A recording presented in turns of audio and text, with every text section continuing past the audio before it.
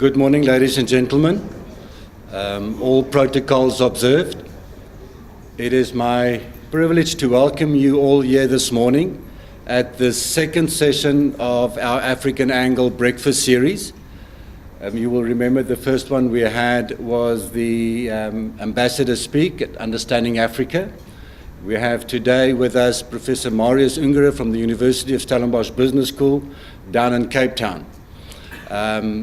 I was fortunate enough to be able to convince him, didn't need a lot of convincing, to get him to speak to us today on a topic that I know lies very close to his heart as an academic on the one side and as a South African on the other side. Professor Ungere has now been at the University of Stellenbosch Business School since 2007. He started his career way back at the then Krijgkorps or Arms Corps, later on became the NEL, and then he moved over to ABSA, which at this time was the biggest bank in South Africa, and where he worked in the strategy team for about 10 years. In 2007, we were fortunate enough that he decided to move into the academic world, and he has been now at the University of Stellenbosch since 2007. He is married, he has 2 children. He also has been writing quite prolifically, author of 5 books. I must confess, and when he started there, his one textbook was Viable Business Strategy, which is a process approach to strategy, the development thereof, and a very practical approach. It's something which business schools tend to struggle with, in any case in our part of the woods.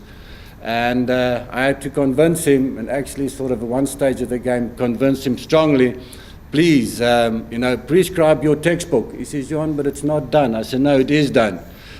Prescribe your textbook, we need it.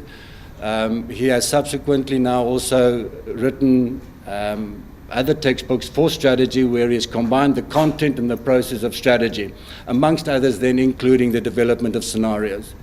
Scenarios, ladies and gentlemen, is a tool which you use to deal with the uncertainty that lies in the future.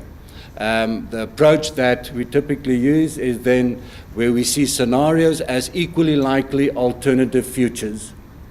So that was the point of departure. Professor Ungere will chat to us about scenarios in South Africa where it's been used to transform society and business.